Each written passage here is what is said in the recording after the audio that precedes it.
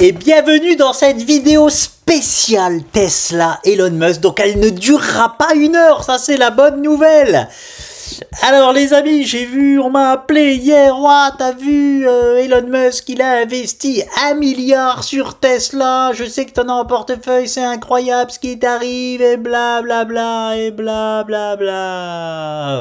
Alors déjà, j'en ai rien à cirer qu'Elon Musk me rejoigne sur cet investissement. Rien à cirer, vraiment, littéralement rien à cirer. Tant mieux, mais voilà, c'est pas, même s'il n'y avait pas eu Elon Musk, ça se serait fait, c'est ça que les gens arrivent pas à comprendre, ok? C'est pas grâce à Elon Musk que je vais gagner de l'argent sur Tesla. Non, non et non, hein? Et je vais vous montrer ce que Elon Musk représente sur le marché. Je vais vous montrer. C'est comme ça, vous allez arrêter de croire que un seul homme fait le marché à lui tout seul, hein? Alors, les amis, et donc moi, on m'appelle hier et je dis du coup, non, c'est pas possible.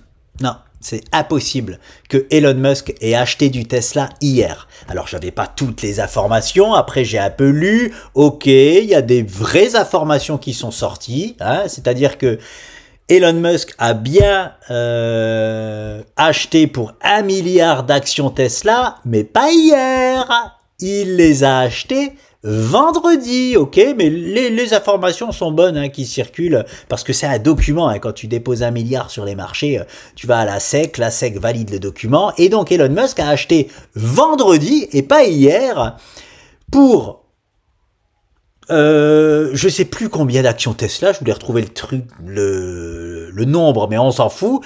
Il a acheté pour un prix de 371, il a acheté du Tesla. De 371 $ à 396 $. J'ai du mal à le dire. Donc, je vais regarder, hein. Toutes les actions, l'intégrale, 100% de ces actions, Elon Musk les a achetées. Regardez, je me mets à 371, ok. Jusqu'à 396 $, ok. Voilà. Ça, c'est, l'achat d'Elon Musk. Son milliard, il les a achetés entre 371 et 396 $, ok?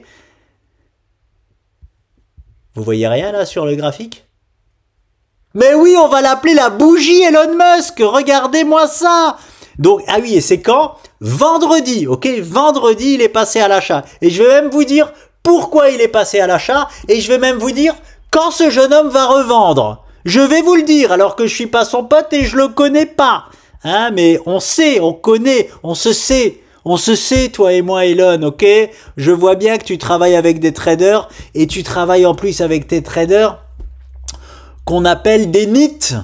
Ok, des NIT, c'est quoi? C'est des gens qui investissent juste, enfin, voilà, qui recherchent pas la performance démentielle. Bon, c'est normal, hein, quand on a des milliards, on cherche pas à faire un x10, hein, on se contente de 10, 20, 30, 40%. Ça suffit largement, ok?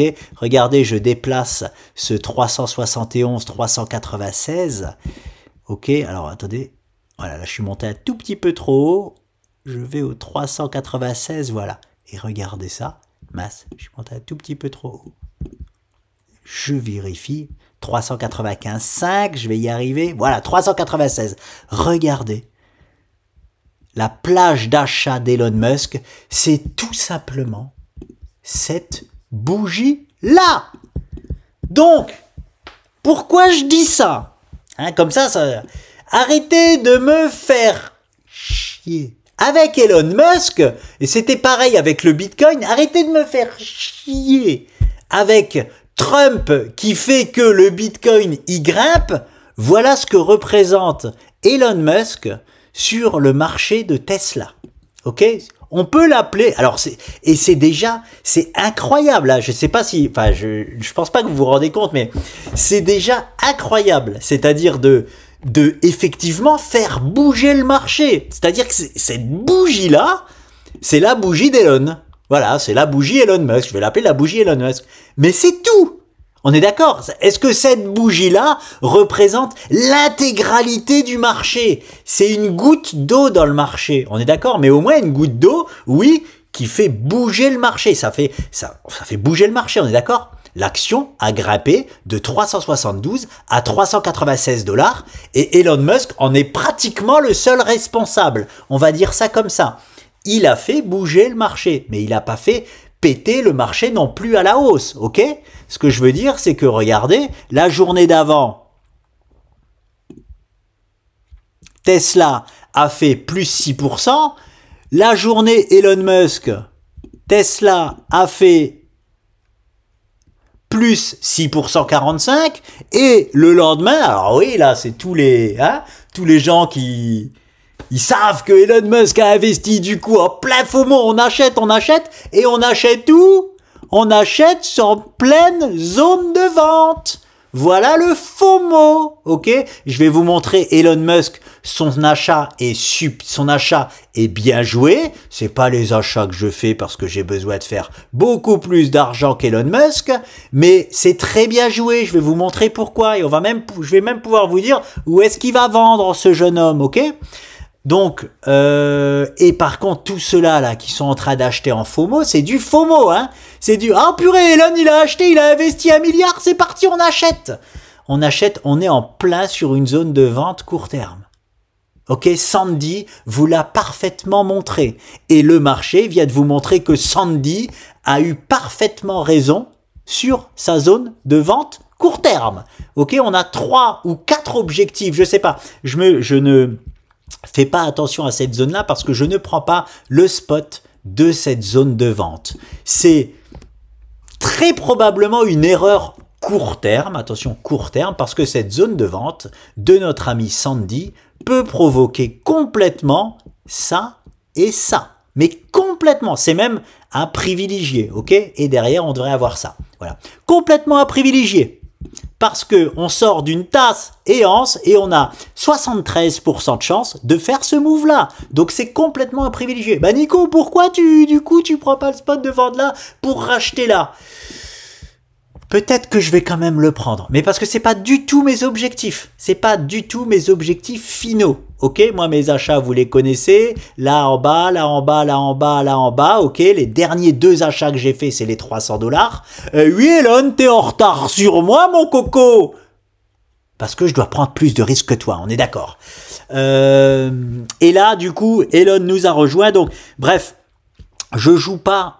Je n'ai pas fait mes achats pour jouer ce spot-là. J'ai fait mes achats pour jouer le spot des roulements de tambour. 560 $, hein, je crois que c'est ça, pour être exact. Oui, c'est exactement ça. C'est exactement ça. J'ai une zone et que ce extraordinaire aux 560 $. C'est là où moi je quitte le train à 100%. Ok, jusqu'à preuve du contraire. Cette zone-là, pour moi, elle fera office que de... je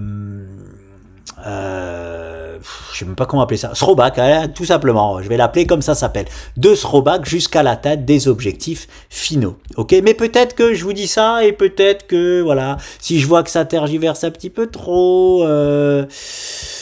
peut-être que je prendrai le spot avec une partie de mon achat de jouer ce move-là. Mais en fait, je vous dis très honnêtement, j'ai trop peur. J'ai trop peur de ne pas arriver là-haut avec 100% de ma position. Parce que là-haut, je fais un braquage des marchés boursiers si j'arrive avec 100% de ma position. Et j'ai peur qu'on ne propose pas ce throwback-là, qu'on soit dans le 27% de chance, ok, et qu'on aille tout droit là-haut. Ok, j'ai peur de ça. Donc peut-être que cette optimisation, je vais pas la prendre. Peut-être que je vais la prendre. Ça, on verra. Ce sera à ma discrétion personnelle. Je vais voir aujourd'hui, demain, comment ça se passe en intraday. Voilà. Et en plus de ça, donc on sait quand même... On a quand même offert avec ce gap haussier là, on a ouvert un gap haussier. Ici, il se voit juste comme ça. Mais c'est un gap haussier hebdomadaire. Regardez-moi ça en hebdomadaire. Alors on va voir s'il tient, ok. Il va lui falloir énormément de force. Il va lui falloir au moins un petit milliard, j'ai envie de vous dire, d'Elon Musk pour tenir, ok. Parce que, voilà, parce que c'est tout. Non, mais parce qu'il va pas être simple à gérer parce qu'on est dans une zone hein, de quadruple prise de bénéfices. Alors, attendez voir. Ouais. Déjà, j'aime pas quand je cherche. Je privilégie même pas qui va tenir ce gap de continuation, ce possible gap de continuation. Purée, en plus, on a ouvert un gap. On a ouvert un gap en arrivant dans la zone de Sandy. J'ai envie de prendre le spot d'optimisation, du coup. Voilà. Parce qu'on arrive avec un gap haussier dans la zone de Sandy, ok, de prise de bénéfices. Et il a tout de suite raison parce qu'il y a tout de suite des prises de bénéfices dès le premier jour, ok. Et donc ce gap peut disparaître. Et si ce gap il disparaît, bah, c'est un gap de terminaison. Et si c'est un gap de terminaison haussier, et ben à court terme, on va corriger. Ok. Voilà. Le spot du throwback, hein, tout simplement. Le spot de throwback que je vous ai montré, c'est très simple. Si c'est un gap de terminaison, c'est throwback assuré, j'ai envie de vous dire. Si c'est un gap de continuation, et moi c'est comme ça que je voulais le voir au début, ce serait cela pour moi les objectifs de ce gap de continuations. Ok, donc ça nous envoie pas parfaitement dans notre zone, dommage, 520. Qu'est-ce qu'il aurait fallu? Il aurait fallu que non, je peux pas. Hein, il aurait peut-être fallu que je parte de tout en bas. Ok, mais je peux pas faire ça, hein, je peux pas m'inventer une vie comme ça. On va voir. Ouais, c'est ça. Non, je peux pas, I can't faire ça. Ok, on a déjà eu un gap là-bas, qui était déjà un gap de terminaison, d'ailleurs, vous le voyez, 8. Et là, on refait un gap, donc, bon. On fait un gap pour sauter dans la zone de Sandy, prise de bénéfice, c'est peut-être un gap de terminaison. En tout cas, bon, affaire à suivre, on va voir déjà cette semaine, hein, s'il tient. On va déjà voir, c'est que le premier jour, et déjà, il y a fort à faire. Hein. Le gap, déjà, il s'est fait manger dès le premier jour. Hop, il reste plus que ça du gap. Et le gap à la base, c'était ça. Hein. Ok? J'espère que vous le comprenez bien. Et maintenant, c'est juste, c'est plus que ça. Bon, affaire à suivre. Affaire à suivre aujourd'hui. Mais bon, si j'ai une combinaison de doji, de retournement court terme, je prendrai le spot. Je prendrai le spot de prendre des bénéfices pour racheter plus bas, pour racheter tout simplement le throwback. Ok, donc daily, je retourne en daily.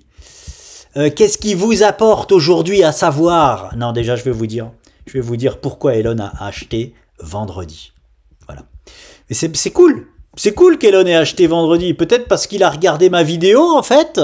Et du coup, il s'est... Ah bah non, la vidéo... Ah, c'est dommage, c'est dommage. Je devais poster ma vidéo vendredi matin. Vous vous souvenez?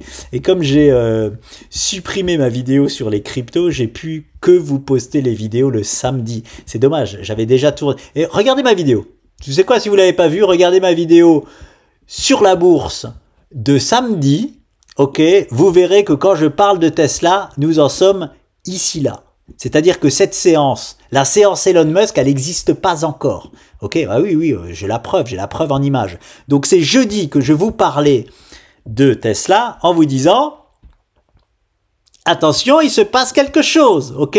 Il y a la tasse EOS qui est cassée à la hausse. Maintenant, il faut confirmer.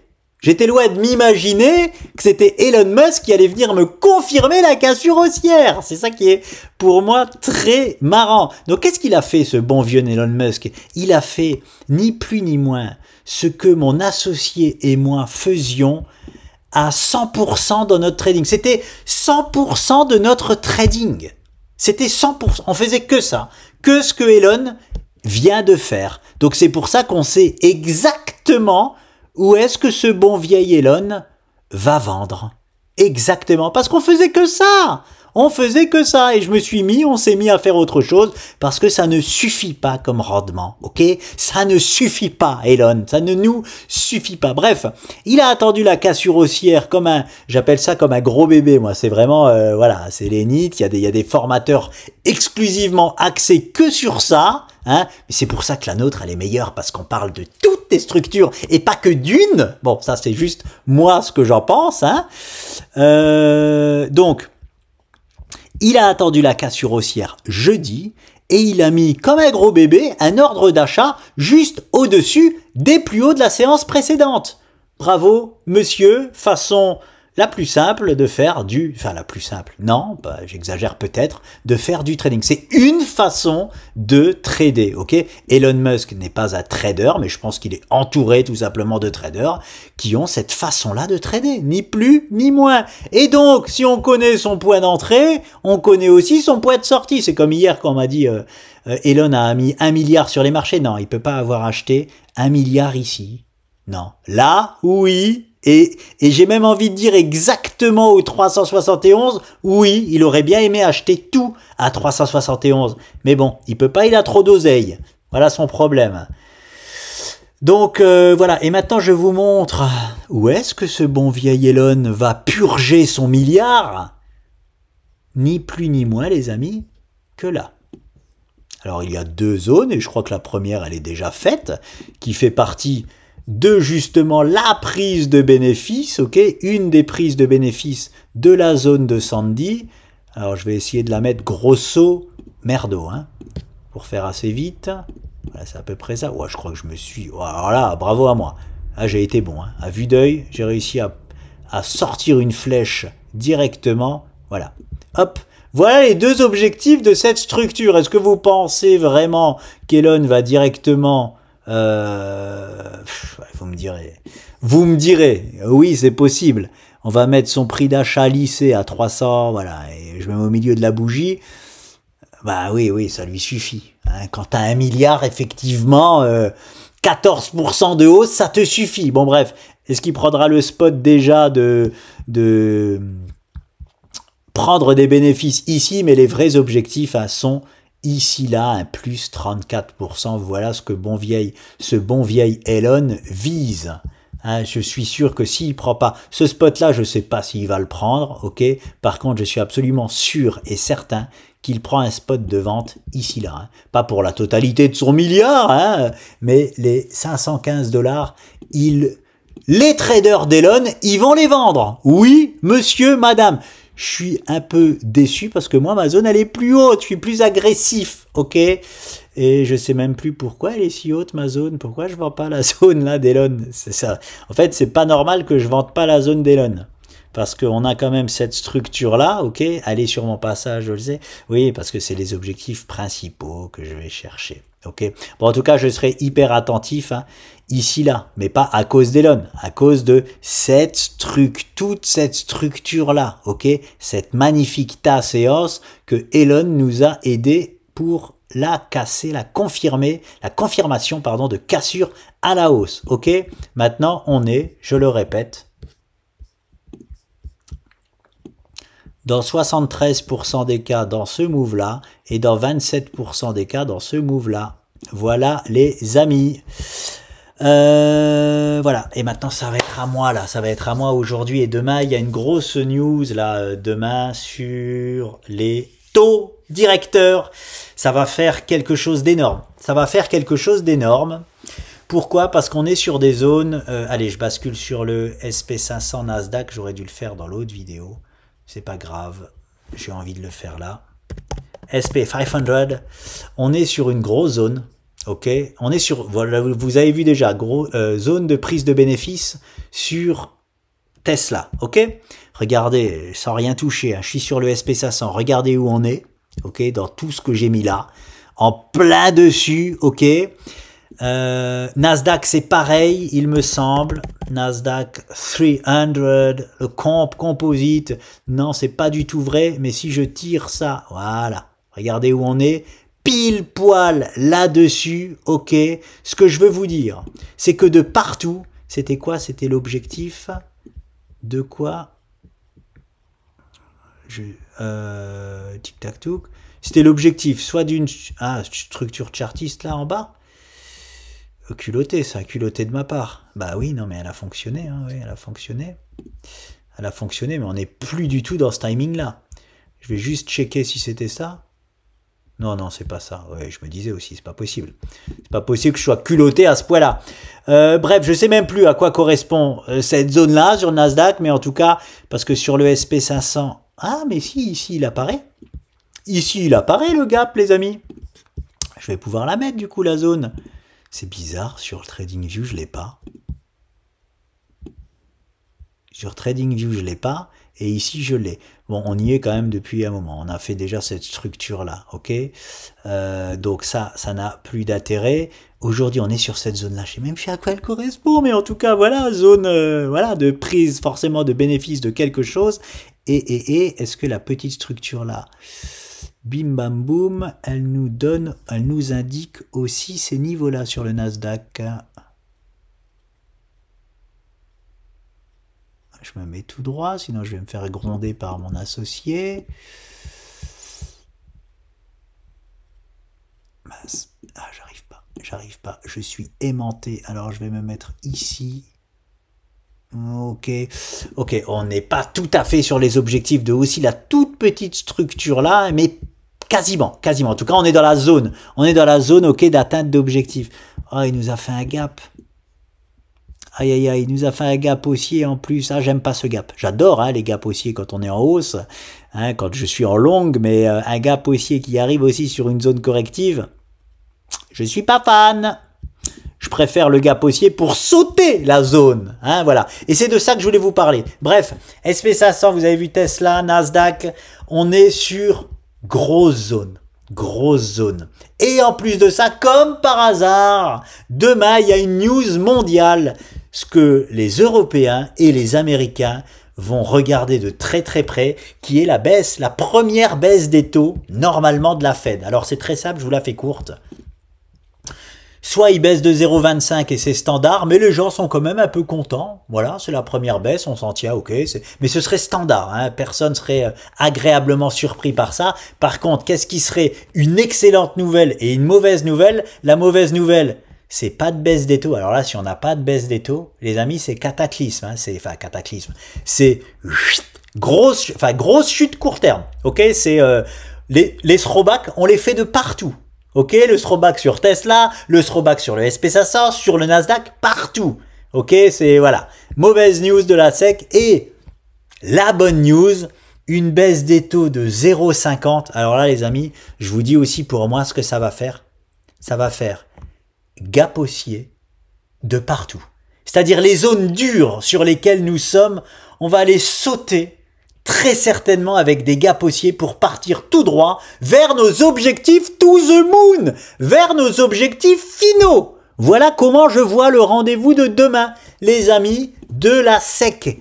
Comme par hasard encore, graphiquement parlant, on est sur une zone dure et il y a une news la plus importante au monde qui sort demain. Alors, au monde, la news la plus importante, attention à ce que je dis, la news la plus importante pour les Américains et les Européens, donc pour moi, par exemple, lié à la finance, ok, lié au trading, sinon ça va pas changer ma vie, que j'ai de mon côté, avec mon fils, ça va rien changer, tout ça, bref, et à vous non plus. Voilà les amis, ça va être hyper intéressant demain, donc moi je vais quand même voir, je vais quand même faire des moves, ça me donne très envie de faire un move sur Tesla quand même, pour tenter l'optimisation et sur d'autres peut-être que j'ai en portefeuille qui sont aussi sur des zones dures, mais je l'ai déjà fait avec une chinoise, Baba non je peux plus le faire, il a cassé ça à la hausse donc plus la peine, voilà, je vais avoir une gestion de portefeuille active là demain, je crois que c'est à 20 h demain, donc j'ai encore le temps, ok, j'ai encore le temps aujourd'hui et demain pour voir sur ma gestion de portefeuille, mais attention, donc soit tout passe divinement au vert, mais là c'est demain les amis, c'est un gros tournant, gros tournant.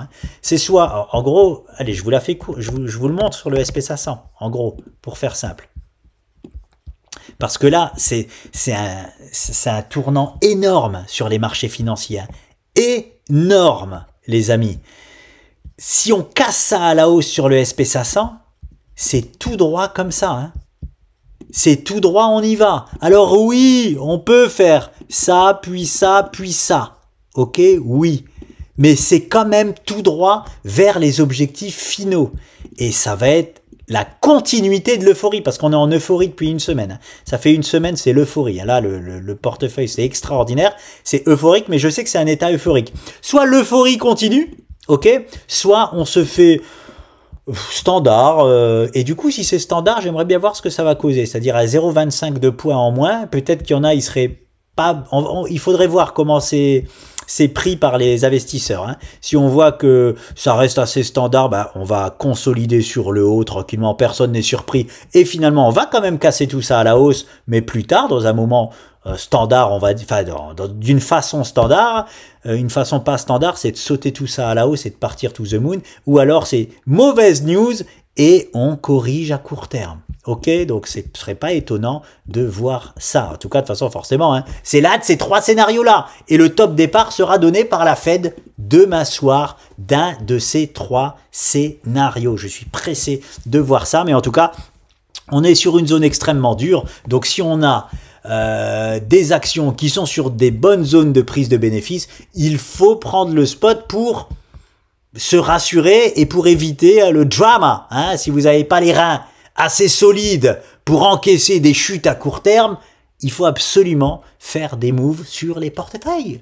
Ok les amis, allez je vous laisse et je vous dis à très vite, j'ai fait tous mes devoirs aujourd'hui. Ok, allez au revoir.